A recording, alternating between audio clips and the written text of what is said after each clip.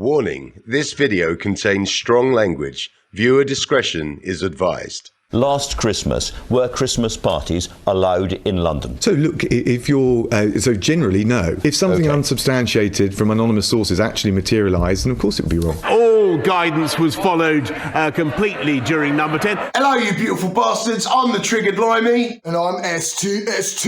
And welcome to another episode of Wanker Wednesday. Yep, as you saw from the intro, your favourite angry Brit And your favourite, a little bit calmer one. have decided to cast aside their utter disdain of politics and have a gander at Boris Johnson. Brilliant, brilliant. The big news lately, the parties held at number 10. That these posh twats thought would be a good idea. Whilst the rest of us didn't even get to see our own families at Christmas, let alone be crammed into a room or a garden with a shitload of people outside of our bubble. Pisses me off.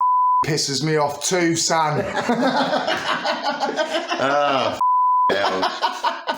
It's all a bubble, isn't it? How are we going to get this one, mate? Anyway, let's have a quick look at some of the rules that were in place towards the end of 2020. Christmas Eve, December 2020. The pandemic worsens.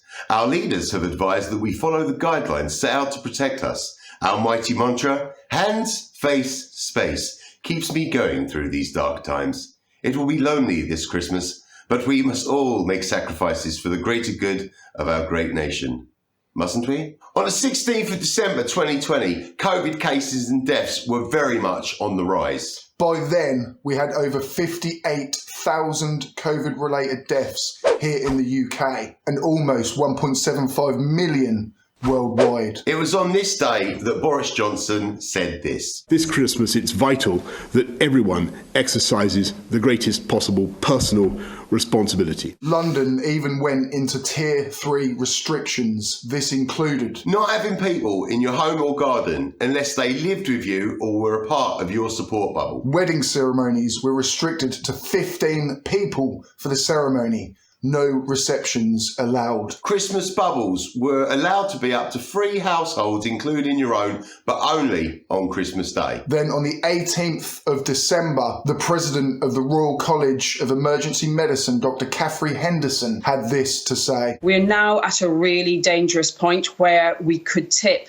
into finding it incredibly difficult to manage. On that day alone, we lost 514 people to COVID, prompting the Prime Minister to advise us all to minimise any and all contact with people outside of our own household. It would later emerge that on this very evening, on the 18th, after Boris had tightened the restrictions that we all needed to follow, there would be a party inside 10 Downing Street, the home and office of the Prime Minister. They did their very best to keep this tight-lipped, but on the 30th of November 2021, just last year, the Daily Mirror reported this. Around 40 or 50 people were said to be crammed cheek by jowl into a medium-sized room. It was a COVID nightmare, one source claimed. We were even informed that the party had drinks, nibbles, games. Drinks, food and party games. Definitely doesn't sound like a legitimate work party, does it? Not really, bud. Not at all. Does the Prime Minister really expect the country to believe that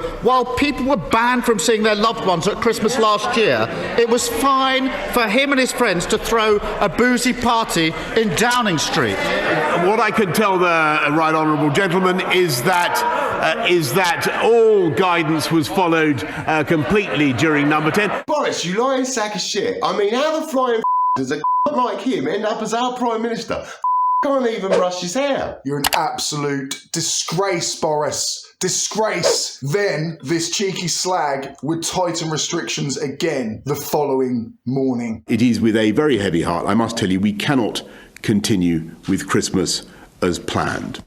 Prick, saying this the very next morning after a party at number 10. Then this video came out. Would the Prime Minister condone having a Christmas?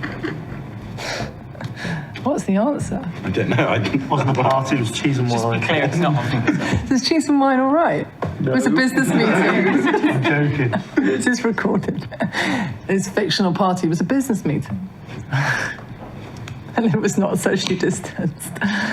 Now, after this, the Prime Minister's special advisor, Allegra Stratton, would do the right thing and resign from her post. She said goodbye. I understand the anger and frustration that people feel. To all of you who lost loved ones, who endured intolerable loneliness, and who struggled with your businesses, I am truly sorry.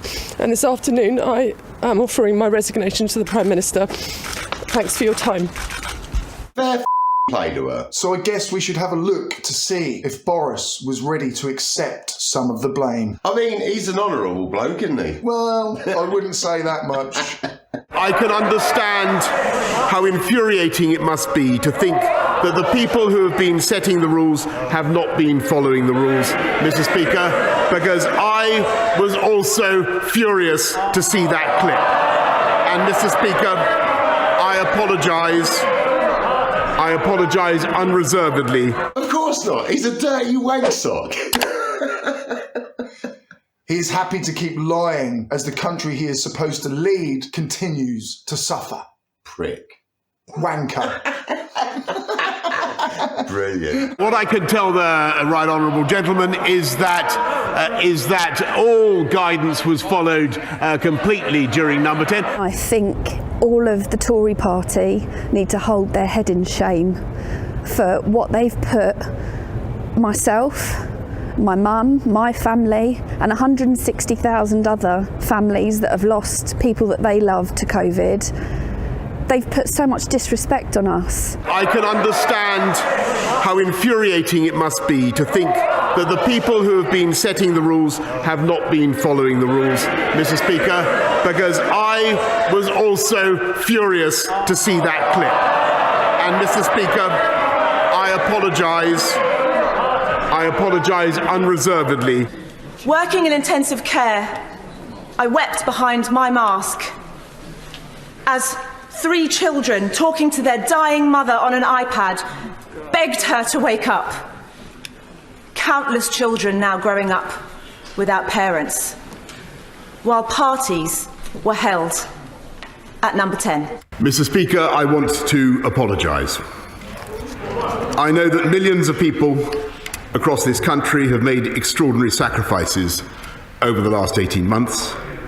I know the anguish that they have been through, unable to mourn their relatives, unable to live their lives as they want, or to do the things they love.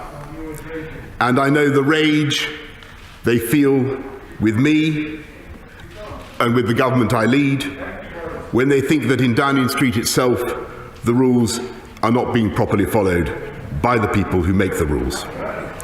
And though I cannot anticipate the conclusions of the current inquiry, I have learned enough to know that there were things we simply did not get right.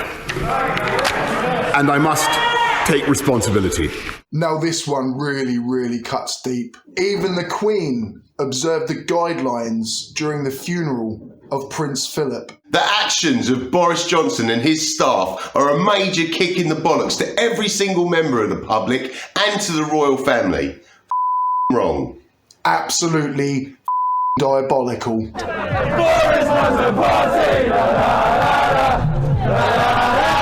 Well, that's about as much as we can take for now. Seems that Boris is still investigating the events, even though he has admitted to being at several parties. Guess he just wants to prolong his stint as Prime Minister. More like his stink. Nice. Oh, So that is it for today from the Triggered Truth. We appreciate all of your support, your views, your likes, your comments, etc. Or etc. Oh, now. During our 6 weeks hanging out, all PayPal donations will be put towards the two of us exploring a couple of the oldest towns in jolly old England. Ipswich and Colchester. Respect. Restepka. Recognise.